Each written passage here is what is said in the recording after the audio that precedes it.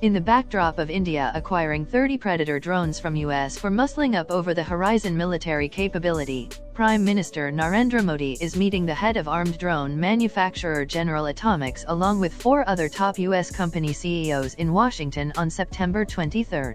According to sources based in Washington, PM Modi will be meeting all the 4 CEOs on one-to-one basis as each company they are heading are leaders in their respective fields.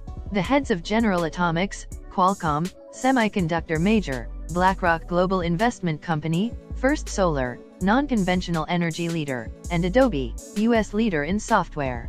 It is understood that Apple CEO Tim Cook dropped out at the last moment due to health reasons as COVID numbers are climbing in the US. It is quite evident from the lineup that PM Modi meetings with the CEOs are with the specific intention of India being a key part of global resilient chain, a military power which matches over-the-horizon capabilities in the Indo-Pacific and speed up non-conventional energy needs to go beyond the climate change commitments for climate justice. While all the companies are global leaders in their own right, the meeting with General Atomics head acquires significance as Indian Navy is already operating 2 Predator MQ-9 unmanned aerial vehicles for building maritime domain awareness from Gulf of Aden to Lombok Straits in Indonesia.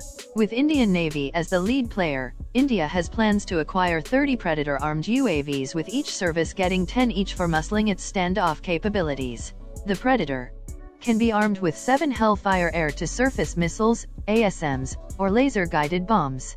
The UAV operates at a ceiling of 50,000 feet and has an endurance of nearly 27 hours. It is a multi-mission aircraft with multi-mode radar for intelligence, surveillance, reconnaissance, and targeting.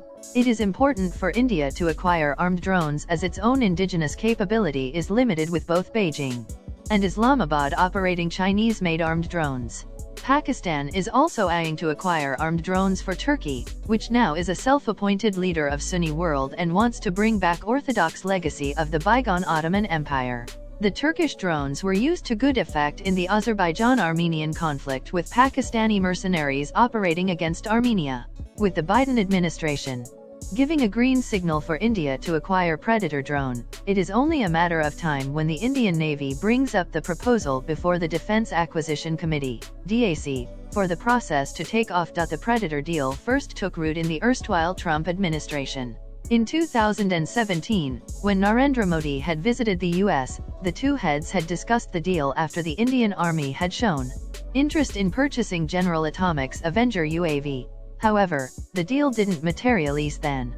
It was then announced in March of 2021 that the Indian Navy, Army, and Air Force would finally jointly procure 30 armed versions of the American unmanned aerial system in what could be a $3 billion deal. The procurement was being done as India faced a warlike situation on 2 fronts: Pakistan and China. It's important for India to acquire these armed drones as its own indigenous capability is limited. Meanwhile, both Beijing and Islamabad operate Chinese-made armed drones. Pakistan is also eyeing to acquire some armed drones from Turkey. It is learnt that Vivek Lal, the now chief executive at General Atomics Global Corporation, has been instrumental in driving major US-India defense deals worth around $18 billion. He has played a key role in lifting India's strategic and defense partnership to a next level. In the realm of the Indo-US defense partnership, he is credited with the bulk of advanced technological platforms and weapons acquired by the Indian Armed Forces.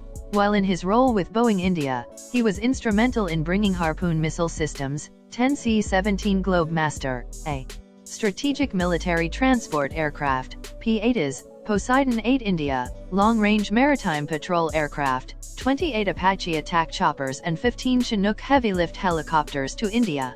Experts believe that Modi's meet with Lal will push the deal ahead and also cement a tie with General Atomics, the world's leading nuclear and defense company. India's recent leased drones. India is the 3rd largest importer of military-grade UAVs, with 6.8% share of the total UAV transfers or deliveries reported across the globe ending 2020, according to Stockholm International Peace Research Institute's, SIPRI's, Arms Transfers Database. India's first UAV import was reported in 1998 from Israel, as per SIPRI's records. Most of the country's imported drones are surveillance and reconnaissance types. Recently, India also signed a lease with Israel for 4 advanced Heron surveillance drones, which will be deployed along the line of actual control with China for long surveillance missions.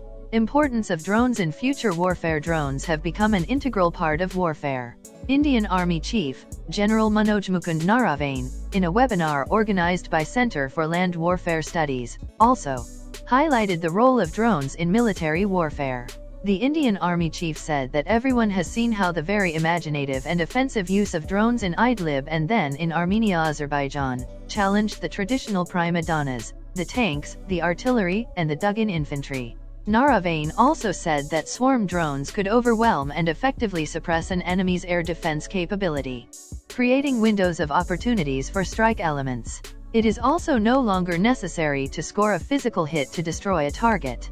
Offensive capabilities in the digital domain can effectively neutralize satellites and networks, denying them at critical juncture to decisively alter the course of the conflict, he had